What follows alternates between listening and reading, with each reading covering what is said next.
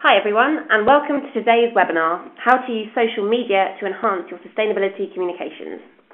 I'm Lucinda Broad, and I'm the Community Manager for the Customer Engagement and Marketing Working Group here at 2 Degrees, and I'm going to be your host for this webinar. I'm delighted to be joined today by Matthew Yeomans, who's the Editor-in-Chief and Co-Founder of Social Media Influence. Now, just a few technical points before we kick off.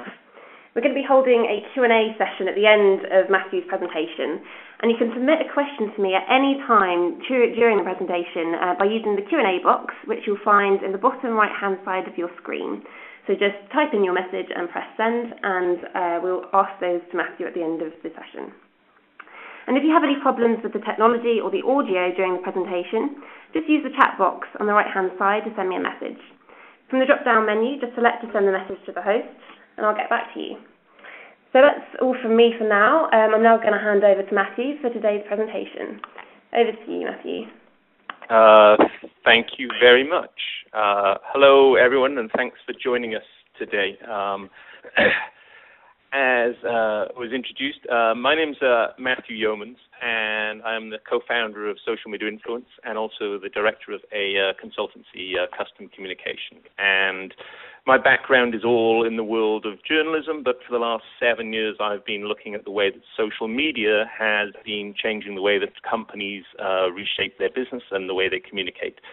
And specifically, I've been focusing in on what the potential is for social media to enhance sustainability communications. So perhaps it's just fitting that I'm the one talking about this today, as that's the title of the webinar. Anyway, why focus on social media and sustainability? Why go down that niche? Well, you know, for the last 7 years, looking how companies have adapted it and how social media has been embraced by the worlds of public relations and marketing and customer service, they've been used. Social media has been used in some very interesting ways, and it's also been used in some not so interesting ways. And what struck me in seeing how people have used it and the way that companies have embraced and shaped it their own image is that sometimes they were missing a point about what social media was actually asking of companies themselves. Because if we're going to be honest, companies weren't really invited in to come and be in social media in the first place. Social media quite often was a reaction against marketing as usual, PR as usual, and quite often some pretty shoddy customer service. Quite often social media was a cry for help against what companies were doing. So then when companies actually got involved in social media, it was a little bit like the dad dancing on the disco, or jumping into kind of a pub and saying, hey, I'm cool, would you like to be my friend? I'd love to be here. And companies often got it very badly wrong. But the potential actually is for companies to do it very well. And the reason being, especially when you think of social media and sustainability, is that I'd argue that they have 4 main things in common, and actually 4 very powerful things when it comes to what being a responsible and social company is. Social media and sustainability, they both revolve basically around being authentic. They revolve about better transparency. They revolve around developing a strong sense of community, and they also revolve around being creative in the way that they communicate and share what they're doing. So if you keep that principle in mind, then I'm going to argue to you guys that sustainability, when tied to social media, could be a very, very powerful way of communicating and actually working as a business. 2 questions keep cropping up in the research that I do, and I've been running this Social Media Sustainability Index, which is the piece of research I'm going to take you through this afternoon, for 3 years now. And in all the work I do and in the consulting work I do, these 2 questions keep cropping up. Are you being authentic in the way you communicate sustainability? And are you talking about what your company is doing rather than saying what it wants to do? And time again, I find that the companies that are successful and the companies that resonate and the companies that people pay attention to and then share information about are the companies that are actually walking the walk. They're doing actions in sustainability that they're then able to talk about rather than saying, well, we'd like to be, or we're really excited we're on, such and such kind of list, and ideally we'd like to be doing this. So doing rather than saying what you want to do seems quite important. Let me take you through the methodology of the Social Media Sustainability Index and why we do it and what we do.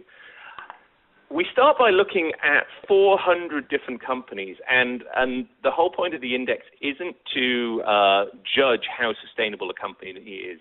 It's actually looking at companies that are already deemed to be sustainable by the Dow Jones Sustainability Index and the FTSE4Good indexes. All we're doing, and all I'm doing in my research, is having a look at how effectively they use social media to communicate that sustainable work. So from a long list of 400 companies, we actually come down to 176 companies this year that had dedicated social media channels or resources devoted to sustainability communications. That, for me, isn't, it's maybe a contentious kind of way of measuring it, but if you can see companies having a dedicated channel or dedicated resource, well, you sort of know they're putting kind of money and effort behind it. And that helps us cut through the ones who maybe are just talking about it in a much more general way. From the 176 companies, we reduced it down to the top 100 practitioners who are using it, social media, successfully. So how do we get there? What is the judging criteria? Well, it's basically around these principles. And these are the principles, I would argue to you, that make what successful social media publishing communication are in the first place. Number one, how regularly do the companies or brands publish and update the sustainability social media channels? How transparent are they in allowing comments and responding to comments and conversations? How authentic is their social media content? Do they communicate what the company is doing, like I said before, or just what it would like to do? How creative and innovative is the social media content? And here's a big one. How useful is the information and conversation to the community? Being useful is a crucial criteria here. And how social is the sustainability or corporate social responsibility report? And I'll talk a little bit about that in more detail later on. So there you have the judging criteria by which we put together the index. The main findings this year, as we see, there was a basic breakdown between companies from the US, from the rest of the world, and Europe. There were 11.5 from the UK. If we count Unilever being Anglo-Dutch, that's where you get your half. The big takeaway for me was that 70 of the ones of the 100 had dedicated sustainability blogs or magazines. Really interesting that there is a focus and a growing focus on longer form storytelling in the world of sustainability. And we'll talk about that in a little bit more. And you can see some of the other details there. When it came to by the numbers of channels, well, you could see no great surprise that Facebook and Twitter were well represented, but there again you have blogs with 70. As you can see, Google+, no one's quite worked out how to use Google+ in any form, it would seem. There you have a quick thing on the country breakdown, 48 from the US, 43 from Europe. When it came down to sectors, well, no great surprise that consumer goods was well represented, and no great surprise that the oil and gas industry wasn't so well represented. Within consumer goods, when you look, you can see the apparel industry, automobiles, retailers, and household goods all have a decent showing. Here's what's interesting when it comes to sustainability and corporate social responsibility reports. When we first looked in 2010 at this category, only 15 companies were making those reports social in any way, i.e. offering them to be shared on social networks, taking bits of them and recreating them in a way that could be discovered and shared. Most, if they created an online report at all, lumped it together in a PDF and buried it about 8 pages down on their sustainability on their corporate website and wondered why nobody read it. Well, that jumped in 2011, probably with the growth of interest in social media and sustainability. And it moved again steadily up to 40 companies this year who are making an effort. But that still means of the 100 best practice companies we looked at, 60 are missing a major trick, I would think, in terms of what they do with their own sustainability report. Here was the top 10 this year. And Levi Strauss topped our list with the Spanish Banco Bilbao Vizcaya Argentaria in second place. You can see eBay was in there, Danone, GE, Telefonica, IBM, Marks and Spencer's, FedEx, and in joint 10th, Microsoft and Renault. Of that list, General Electric and IBM have been in the top 10 all 3 years, and it just kind of reiterates what I was saying about companies that seem to be working and putting sustainability at the heart of what their business operations are, and as a result, they have a really good story to tell. So what were the best practice themes that we found this year? Well, the first one was a magazine mentality, and then we saw the growth of apps, games and maps, not gaps, that was games and maps. We saw some new and emerging channels coming through. We saw something called the personal touch of how people actually communicate social media sustainability. Yes, there was crowdsourcing involved, and there were other big ideas as well. And then there was this rise of the sustainability report. So bear with me, and I'm going to take you through a few of these best themes. But first, because we always like a few fails, don't we? We all like to kind of see when people get things wrong. Let's have a look at some of the things that didn't work so well in the last year. So if we all cast our mind back just over a year now, we'll probably remember what happened with McDonald's stories. And the case here was of basically a Twitter brand campaign that put itself to the wisdom or the insight or the actual kind of or the focus of the crowd, and the crowd didn't like it one little bit. It didn't help with McDonald's that one big environmental and animal ethics group had highlighted treatment at some of kind of McDonald's supply chain just the week before. And so there was already a negative story out there for people to kind of put their kind of reaction to this McDonald's kind of hashtag Twitter campaign. But what happened basically is that if you're not aware or if you're not paying attention to what's going on in the news cycle around you, you can get bitten quite badly. And that's what happened with McDonald's.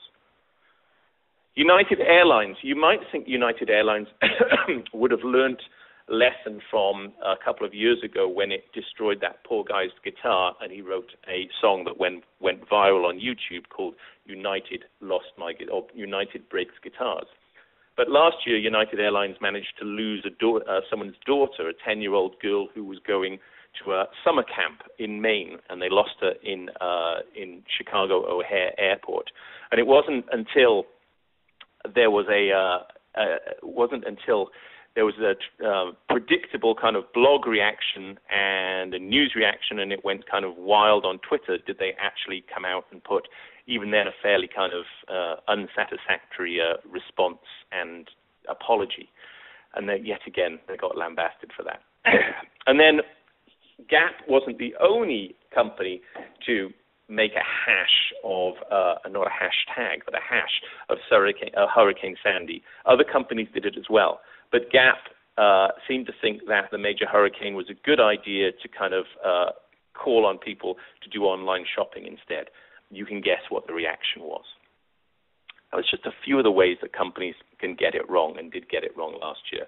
But now let me talk about a magazine mentality. And I know we're probably going to do questions at the end, but I see a question here saying, what is a magazine mentality? Well, that's sort of a phrase that I use for an editorial view of telling stories, of moving beyond what I would call a traditional marketing campaign mentality, where you put all your energy into a big showy campaign, launch it, and then move on to the next thing. A magazine mentality, by what I mean, and an editorial mentality, is how you think about telling sustainability stories every day, multiple times through the day, in small incremental ways that actually resonate more and reach more people in social media audiences and communities in a way that's useful to them.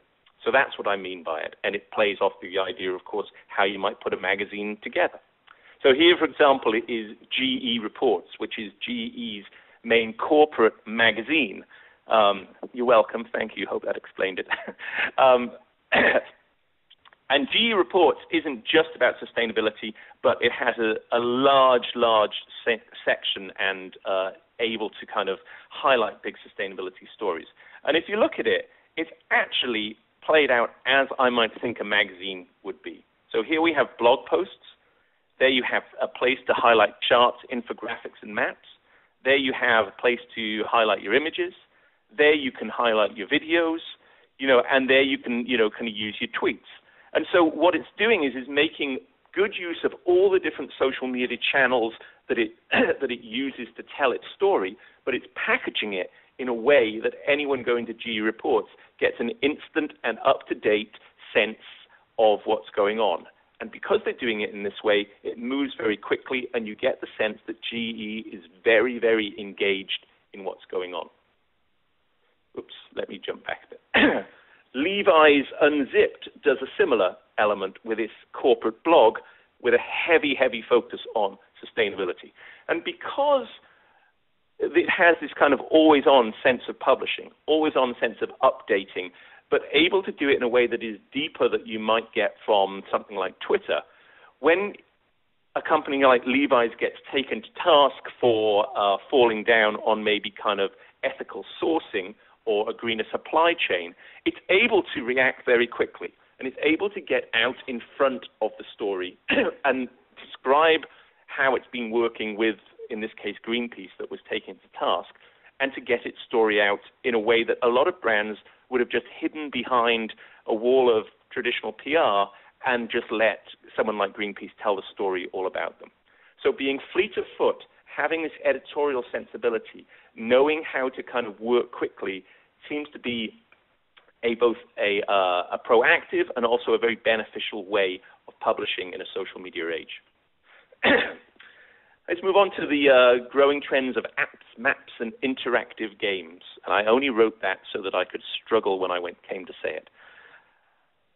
So here we have Unilever's sustainable living sourcing knowledge, which, Unilever, as we know, is doing an amazing job of talking up what it's doing in the world of sustainability.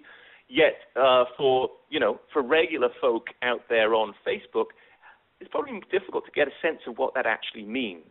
I mean, what is a sustainable living action plan? And will you really take, if you're a regular customer, will you really take the time to read it? Well, what Unilever did is create an app on Facebook that quite simply broke down its products and said, this is how they source sustainability, and this is how you can learn more about what we're doing. Very simple, educational, useful for the customer, all through a dedicated Facebook app. Sometimes it's useful shopping, and in case of the Marks and Spencer's shopping, they took this large, long-term project to a whole new level when they introduced a level of kind of gaming and interaction through Facebook, through the shopping app. And through this, people were able to vote what the best M&S branches were for it, what was the most active, and what their own kind of personal activity in shopping was. And they linked it, of course, with mobile. So it's about bringing the experience, it's about bringing the sustainable action into a way and a fashion that people can use in their everyday life. Same with O-Power. O-Power is a energy aggregator and that has just come to the UK recently. And it powered and worked with Facebook to create almost a gamification level of how you check what your friends are doing in terms of the energy they're using, and how you can learn from what your friends are doing, from your friends and family, to actually reduce your own energy bills and cost itself. We hear a lot about gamification and how brands are trying to use it. This seems a good way that it was being used to actually kind of shape more energy-efficient behavior. Likewise, this is a little bit more of a fun thing, and I've chosen it partly because when I was a kid, I used to play an enormous amount of Pac-Man, and this seems to be FedEx's version of Pac-Man. It's their route optimization app, which sits on their website, but is shared through social sites as well. And you chart a course where you deliver as many packages in a short amount of time without using as much fuel as you can. Good fun, if you've got a few minutes to spare. Maps was another theme we saw playing out across the board, so to speak, whether it was this IBM Smarter Cities Challenge or the work that Nike was doing and Timberland and Patagonia to chart their supply chains through maps. Maps are great visual identities and great visual kind of devices to help kind of tell a story in a short way that can be shared effectively through social media. Next, we're going to move on to kind of the emerging platforms that we're seeing. And you might think that Tumblr as a blog platform would be very good for certain maybe fashion brands, for very visual, dominant kind of maybe music brands and stuff, but you wouldn't automatically think it would be great for someone like IBM. But IBM took it upon themselves and they recreated Tumblr and they called it IBMblr, theirs, which was a nice little play. And they looked at everything they were doing in terms of infographics, stats, and images, and were able to tell a radically different or better story for a Tumblr community and audience using that than through their actual kind of Smarter Planet blog. And again, it's about understanding, I think quite often the art of successful social media storytelling comes down to this. You've got to know what your audience, your community cares about.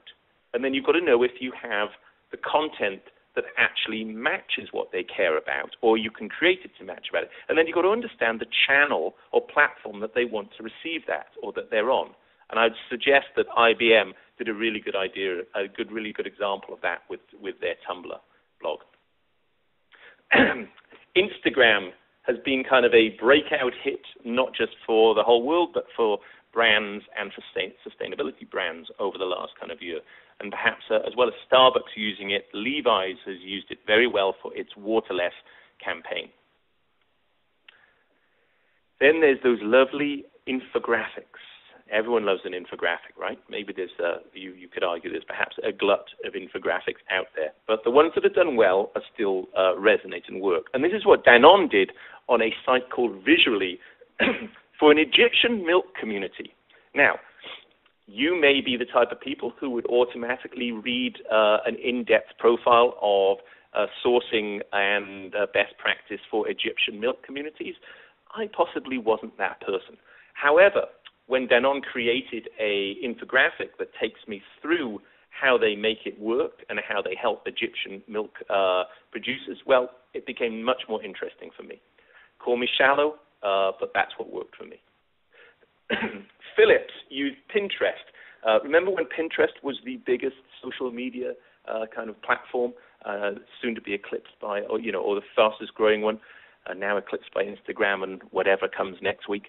Well, Philips used Pinterest to create a competition around its Livable Cities initiative called Pin Your City. And again, making a game, making something interesting out of a longer-term sustainability project like Livable Cities.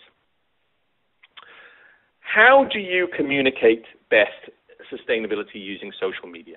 There's always been a dilemma, and there's always been a debate over whether you need to have the personal touch, i.e. only a real person representing your brand, or whether the brand should do it in itself. Both have advantages and both have risks. The risk always was that if you have your brand message being conveyed by just a person, then what happens when that person ups and leaves? Do you lose your whole brand message?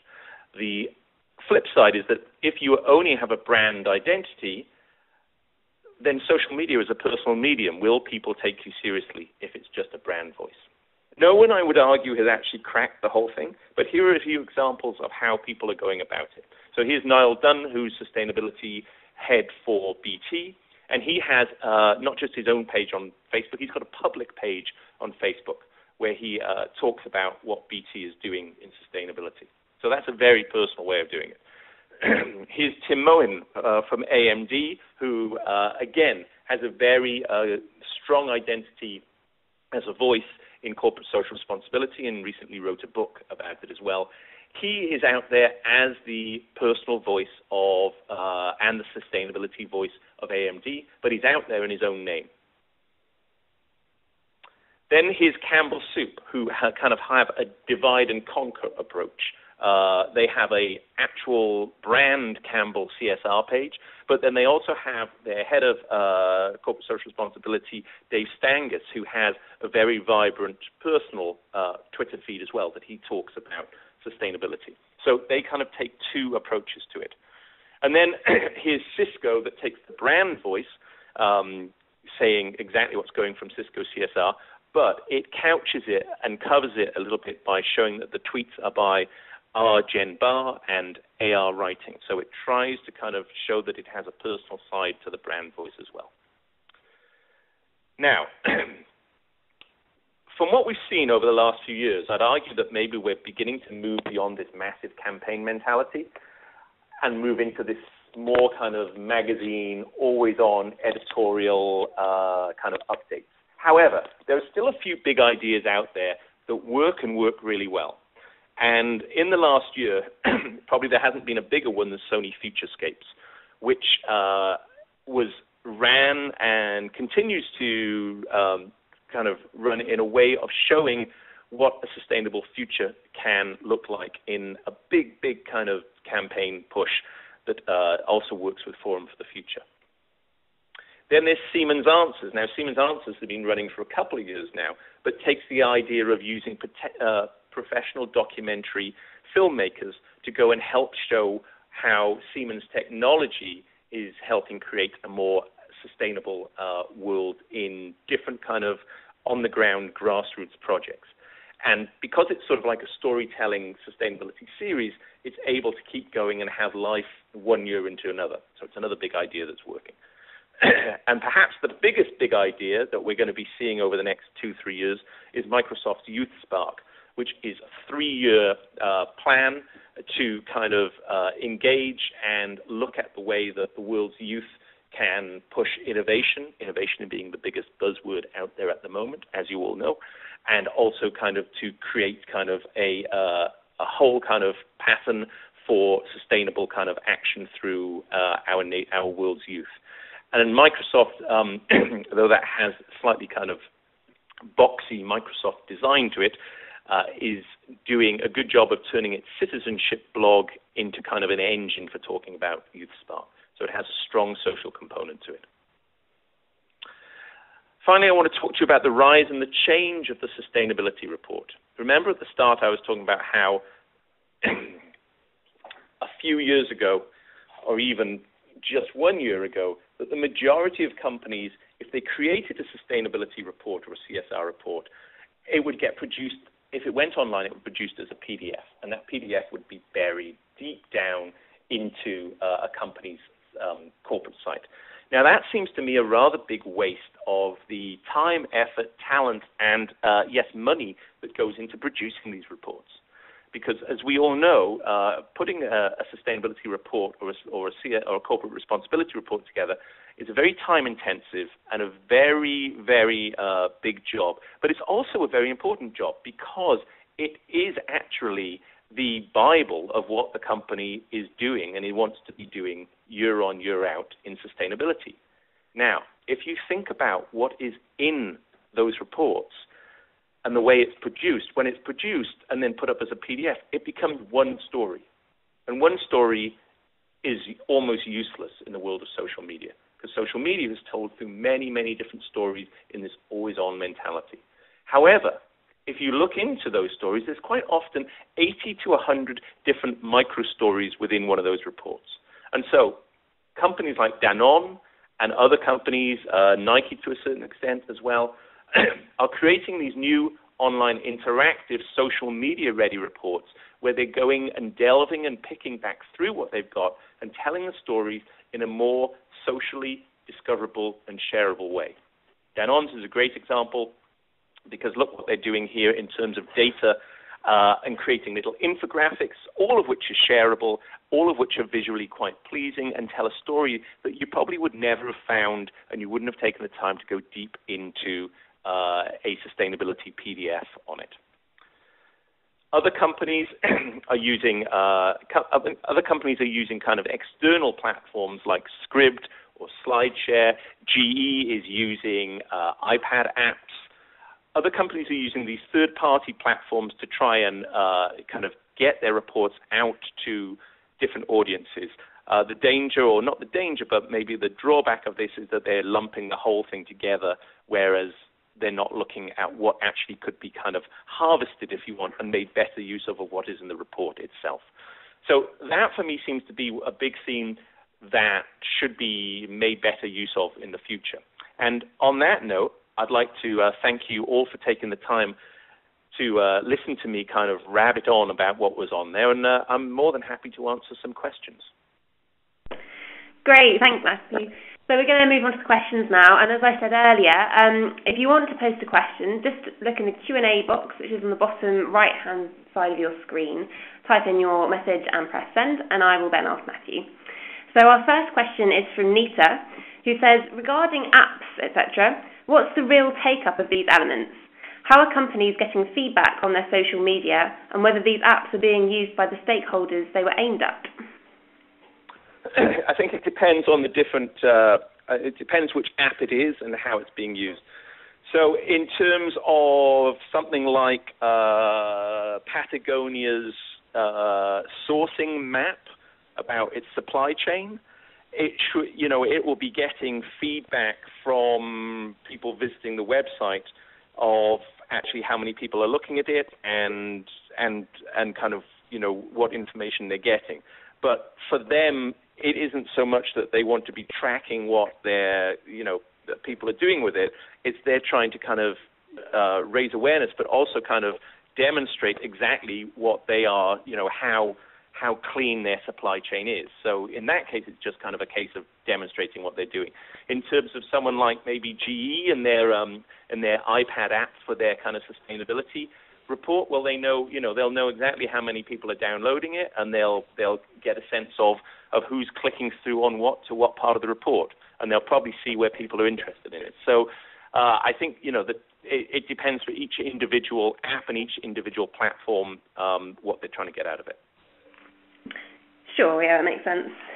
So we've had a question through regarding Google+.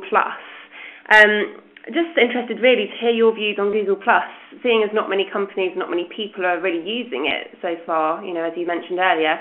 Is it actually worth setting up a Google+ account at the moment, do you think?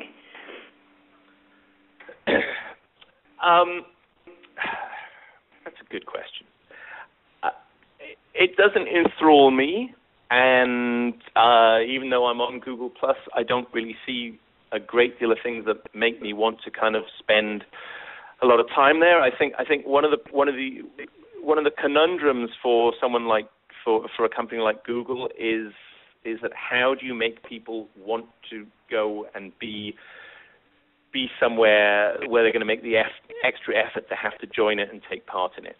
And that's quite often why bespoke social networks around mini issues have fallen apart, because it's just harder work for people to get involved in there. So it seems always that in social media and social networking technology, if you can make people's lives easier and be more useful to them at the same time, then your technology or your platform is going to be a success. If it makes you think, I've got to actually take more time to do it, then it's going to be harder. And at the moment, I don't think Google have cracked that element of why isn't this going to be more hard work for me? Sure. Okay, so moving on to one that perhaps is a little bit more popular, Facebook. The next question is Facebook relevant for brands communicating in the B2B space? And if so, do you have an example of a food or drink company utilising this space to communicate to trade? Are we talking in sustainability or in general? I believe so, yeah. So I think there's definitely, there's always been a bit of a fallacy, right? That social media and B2B are two different beasts, and why would, and certainly Facebook. But, I mean, Facebook is just, again, a place.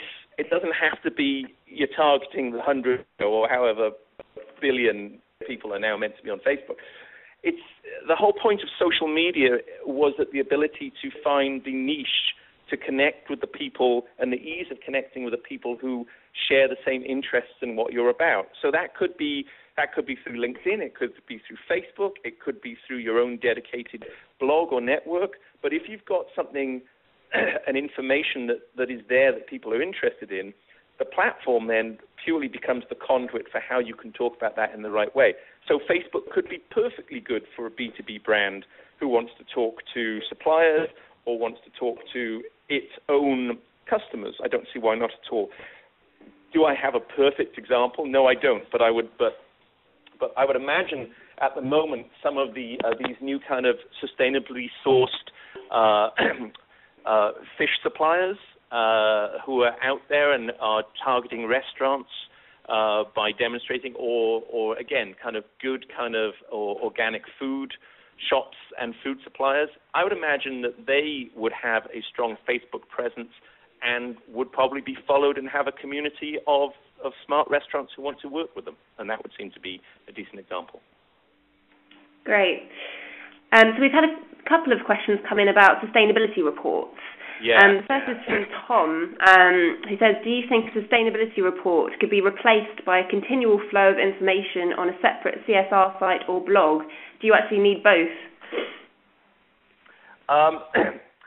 Good. It's a really good question. And I think if you see companies like SAP and a couple of other companies, I think Intel is starting to do it, they're moving away from producing just one report each year, and they're actually kind of creating quarterly updates and actually building in kind of interactive kind of matrices around materiality and all these different areas as well. I think the point of it is that at the moment, the way the reporting structure is set up and the way that, if you think about the culture of sustainability reports as it's been generated and developed over the last 15 years, it's finally got to a stage where a lot of companies internally and externally judge what's being done by when they issue their sustainability report. However, if we think of what social media has changed in the way of publishing, and I used to be a magazine editor, and I used to put all this time and effort into putting out either a weekly or a monthly magazine, and we wouldn't publish anything till we had it all polished and everything, and there, out it went. Great. But what social media did was it turned it on its head, so that now if I was publishing a magazine, a monthly magazine, I wouldn't dream of waiting until the end of the month to actually kind of publish everything.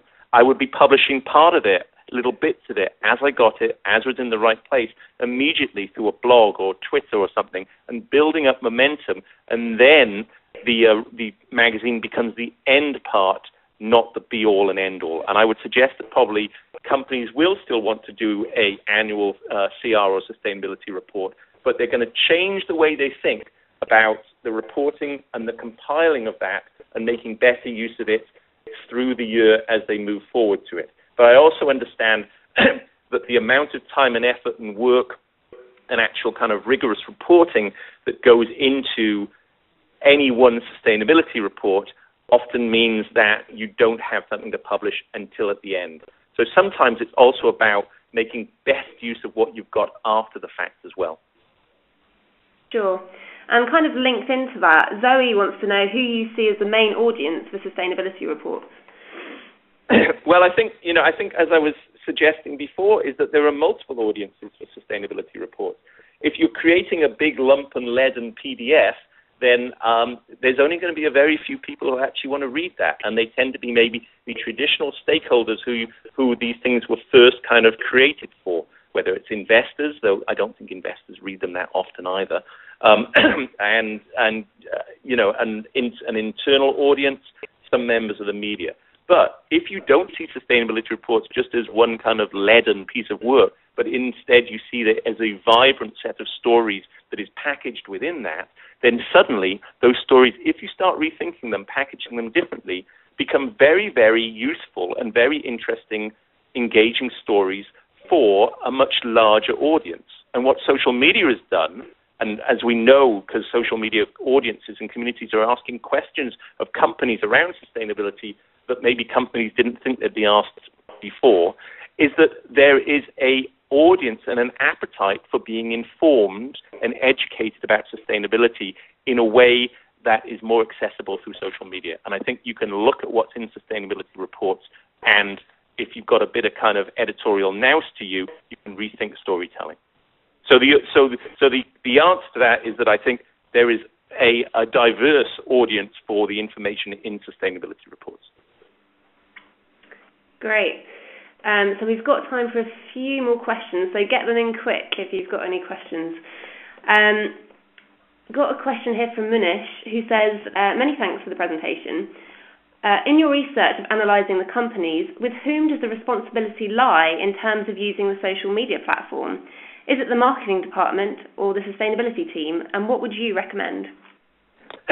Okay, so yeah, I've gone through this over 7-8 years with companies, internally with companies, when I've been working advising them, and every time you come across someone saying, "Oh, we own social media," and it could be the PR department saying, "Oh, that's ours, we own it," or marketing saying, "Oh, we own social media," or even sometimes kind of customer service saying, "Well, hold on, we're the ones who should own the social media," and it fundamentally misses the point of what is going on here, because social media isn't it's not a channel, and it's not a strategy of how you market or how you communicate.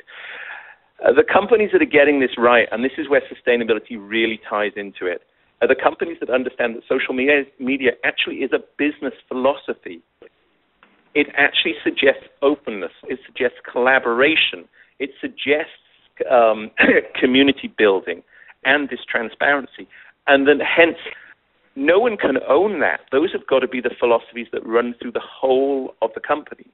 And so to give a more kind of direct example, if you were running a major retail brand now, or front-facing consumer brand, in this social media age we live in, would you really have marketing own social media and it not be connected to customer service or PR?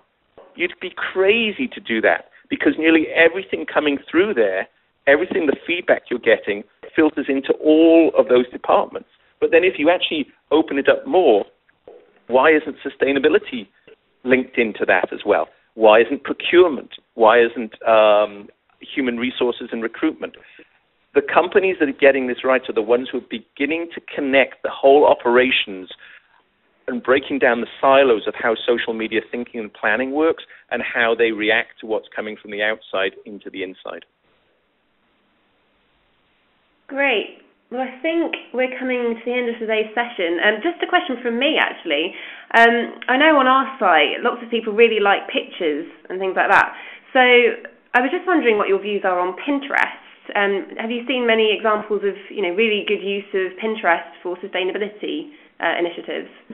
Yeah, I mean, IBM, if you go and see what IBM does through IBM Smarter Planet, and also GE as well, both, hardly cuddly visual brands, you would think, but they use Pinterest really well to help reach a different audience with the type of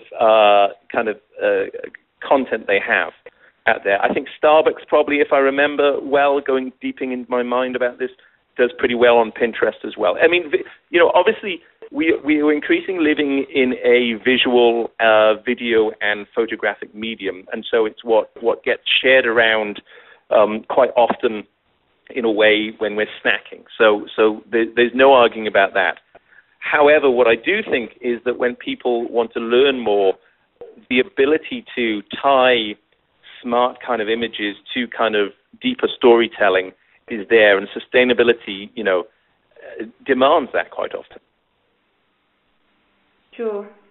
That's great. Thank you. Okay, well, I think we've made it through all the questions, so I shall bring the session to a close now. Thanks so much to Matthew for your great presentation. That was really, really interesting. And thanks also to everyone for joining and for your comments and your questions. I have been making a recording of this as we've been going along, so I'll send that out to you probably tomorrow morning, along with the PDF version of the slides as well. So I think that's it for now. So have a great day, and I hope to see you on another webinar soon. Thanks a lot for joining. Bye-bye.